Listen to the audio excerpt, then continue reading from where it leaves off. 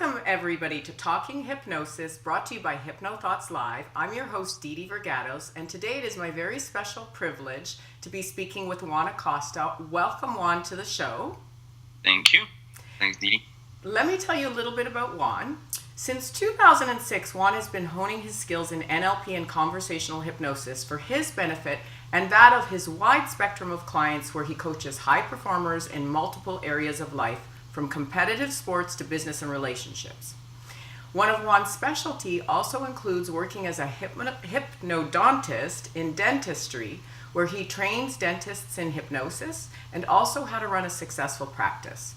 Juan also wrote the book HYPNODONTICS, which quickly became a bestseller. So Hypnodontics is about ethical influence and language for dental professionals. But today we'll be speaking to Juan about abstraction and the power to be anything that you want to be. So, Juan, why don't you tell us, what is abstraction? Sure. Abstraction is something that I've been honing for the last several years as I've coached a bunch of different performers in different areas. Abstraction means taking the key elements out of a skill that you have or something that you already know how to do and put them into something new, so that when you start that new thing, you're essentially already not that much of a beginner, because you already have a basic understanding of some key elements.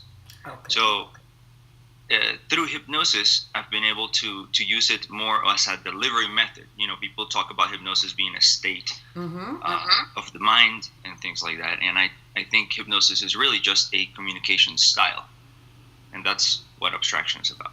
Okay, so how do you take someone, because there's so many of us in life that have these dreams and these goals, and you know, people come to us for hypnosis because they're blocked or they're limited in some way. So how do you take someone from the actual thought to manifesting their goal?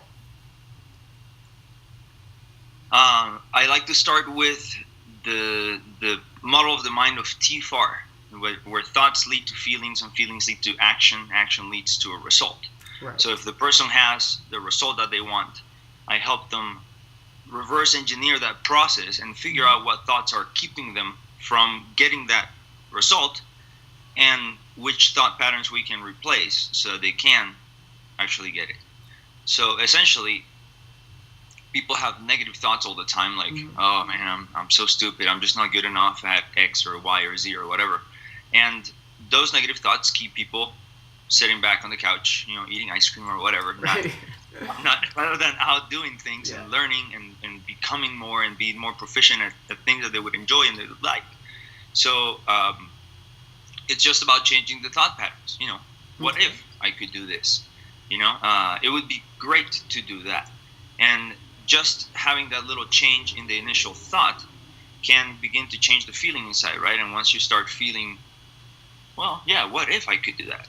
Then that becomes a possibility that creates action and makes you actually get off the couch and go skiing, for example. You know, like most of my clients through the winter season, they're skiers and snowboarders. As you can tell, my Google tan here. They're mostly skiers and snowboarders, and you know, they start sometimes from zero because, oh, I'm so afraid, I can't do it. Right. And it's all about replacing those thoughts as they build also the physical skill.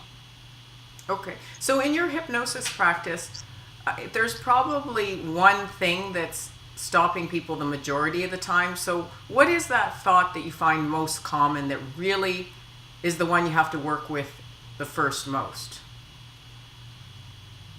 It seems to be a positive thought for most people. I think the thought is, oh, I wish I could do X. Really? You know, people say, for example, they tell me all the time, oh, I wish I could do a handstand like you. And I'm like, well, why don't you? You know, I'm just a normal dude that just a couple of years ago decided I should have a handstand. And I started practicing handstands, and now I have a handstand. You know, so it's just a matter of building incremental progress. But that thought of, I wish I had something, and that something seems so far that it seems unattainable. So I help my clients, as I've helped myself, to break that overwhelming nature of things into simple things that are like, oh, I can totally do that. Yeah, if I want to have a handstand in 2 years, all I have to do is do these little exercises today and then these other exercises tomorrow, and so on. Yes, exactly. So I when you understand. Yeah. break it down like that, clients that are scared, for example, they understand that running down a black ski run, one of the most difficult Mm-hmm. ones, is not about just running it straight down, because of course that looks really scary. But if they break it down, they go, well, let's take 2 turns. If we go that way and we go back this way, it's not as steep. Then you're breaking it down to something that's manageable for them. Okay, wonderful. So let's talk about dentistry for a second, because there is a huge area in hypnosis available for dentists. I can share with you a quick experience that happened to me where I was like, wow. He was such a sweetheart. You know when you can tell a dentist is so kind and caring, you can feel it coming from their heart. But I was getting a root canal, and at one time there wasn't enough freezing, and he hit the nerve like 3 or 4 times. And I mean, I'm a hypnotist, so I was like watching my body's response, going, "Whoa!" And I didn't. I think I yelled. I can't remember, but I didn't want to yell because I didn't want to freak everybody out in the waiting room. And then I could feel my heart racing. Sweat was pouring off of me, literally, from this pain, because it was unexpected, right? And he was such a sweet man, but he tried to deal with it with rationale. He's like, oh, we've just hit a hot spot. And he was trying to, like, whereas Sure. if he would have used some hypnotic languages, just maybe touched me on the arm and said, okay, the worst is over. And then he tried to make me feel better by saying, okay, by the way, I have another patient in the other room going through the same thing, and I'll just leave you for a moment while the freezing takes hold, and I'll go there and take care of that. So basically, I'm like in this pain, and he just walks out of the office, and I thought, oh my God, like, thank God I'm a hypnotist, thank God I can get myself out of this. But I was thinking, what if he did that to the average person? The average person would develop a complete dental phobia. So, And they can be so caring and so great, and they just don't know what they don't know. exactly. They don't understand how the little things that they say or don't say make a big difference in, yeah. And that's what I felt with based him. around that, I completely felt if he would have just maybe like touched me and said, take a deep breath, the worst is over, just breathe through it. It's just something. And he meant well, he just didn't know. He's a very good, sweet man trying his best, but he just didn't know. So how do you help dentists? So he handled it like a dentist. Exactly. But he didn't handle it like a hypnotist, and that's the thing. They don't know hypnosis, and they don't need to know hypnosis. And I tell them specifically when I speak at dental conferences, I tell them I'm not teaching you to be hypnotists. Okay. You already have a career. I'm teaching you a few simple hypnotic skills that can help you communicate better with your patients so that they will be more comfortable. Because a patient that's more comfortable is a patient that's going to be a better patient in all regards, right? It's a patient that's going to be easier to deal with in the chair when they're getting treatment, Right. any procedures done.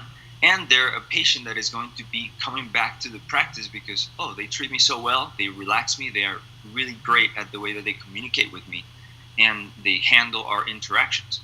So that makes a big difference, and that's what I teach dentists. I teach them simple language patterns and language skills that revolve around dentistry based on the work that I've done inside dental practices. Because I found that I was going into dental practices like 99% of the hypnotists do, asking them for referrals and saying, hey, I can help your patients relax, I can help your patients stop grinding their teeth, I can help them blah, blah, blah, without realizing that maybe that wasn't something that the dental practice really needs or wants. Yeah.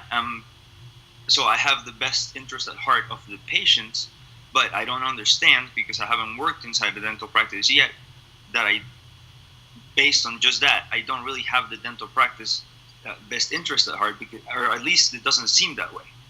Because to the dental practice, if I help a patient that stops grinding their teeth, I'm doing 2 things. I am helping them because obviously that's their goal, but I'm also taking some money out of their pocket because they sell them bite guards. Right. They do treatments for grinding, right? So in the dentist's mind, I'm saying, here, take my product or your product and let me make the money. right? So after working with dental practices, I realized that there was a different way of approaching dental practices that was more helpful for them, and the patient still gets the same benefit, right? Because now I teach dental practices to do things that help them grow, but I do that through the lenses of customer service. So if I teach a dental practice how to get a testimonial on their Facebook so their patients can see, which is something that I do for dental practices, it seems like it's a marketing technique for the dental practice, but I do that by helping the patient through the process. A patient that was freaked out at the beginning, for example, and now at the end of the appointment, it's so happy that it's leaving you a video testimonial. What patient does that? A happy patient. Exactly. So I still help the patient in the same way. I help them stop grinding. I help them relax, and I help them buy the treatment that they need, that they require, in a way that is natural, doesn't seem shocking. But I do that by helping the dental practice at the same time. So it's just a different approach. It's a good plan. It's a good plan. So, what have you seen that's been really astounding in your career in terms of successes with people? Because as hypnotists, we all have those kind of miracle stories that are just, whether it's sometimes the subject is just so profound, they can shift immediately, or with some people it takes a little bit more work. But what is the one story that you're so very proud of accomplishing in your career?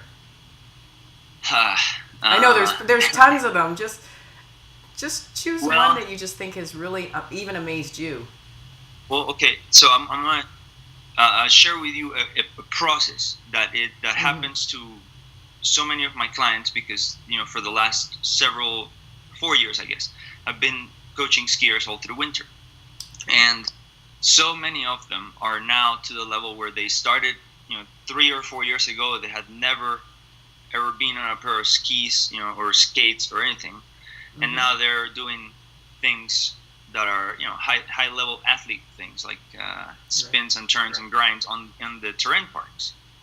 So I like to, I guess, share with you two things. One of them is a story of incremental progress, where I see clients. Most hypnotists don't see their clients on a long-term basis, and I don't either if they're coming to me to help them stop smoking, right? But if they're coming to me for something that requires incremental progress, like skiing, like snowboarding, then they are definitely going to see me for a longer period of time, and I see them, so sparingly, as twice or three times a season.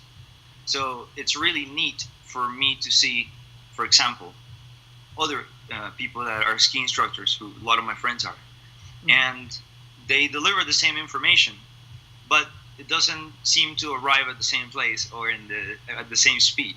Right. Yeah. For some reason, it seems that my clients enjoy a really natural and really well put together learning curve for them.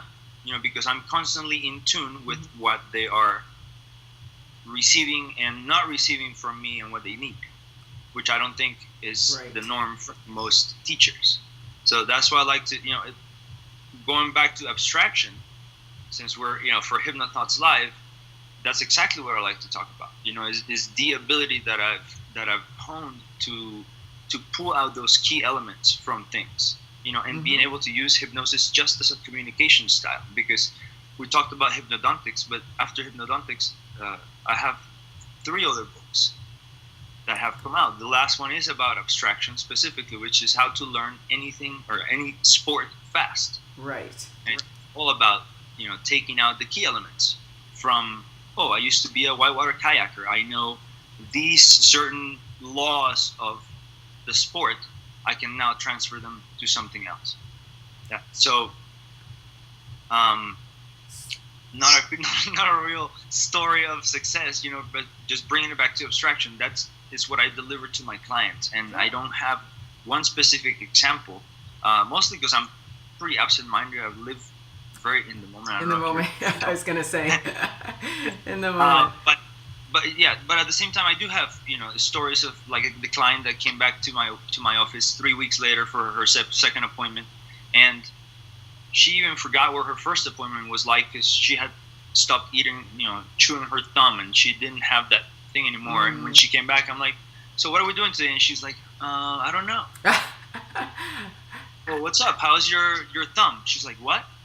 Oh my gosh. Oh, that's a good one. That's great. Yeah. So, stuff like that. I mean, but it happens fairly regularly. When I talk to people, my clients always say, well, you tell me stuff and I keep unpacking things for a couple of weeks.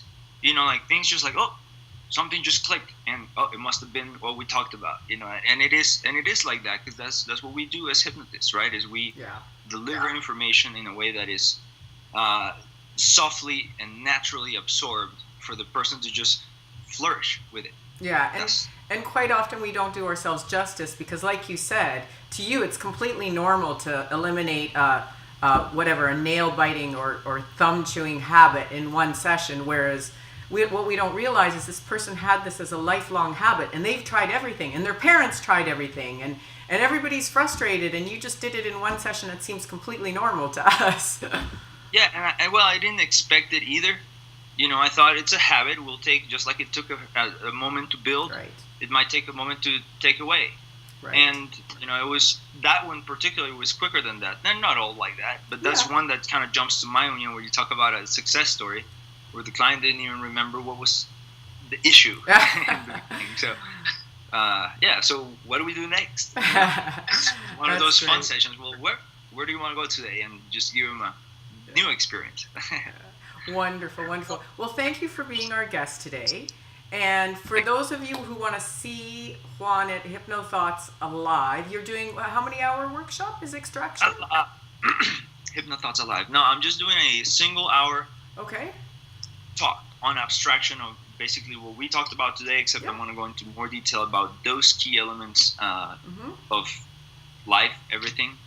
And it's a 1 hour on Sunday afternoon. So I look forward to seeing you, a bunch of you there. Yeah, wonderful. You too. For those of you who want to see Juan, he's doing a 1 hour, and you can be seen at htplive.net. Thanks, Juan. Have a great day, and we'll see you at Hypnothoughts. Bye-bye. Awesome. Thank you. See you. Bye. Bye.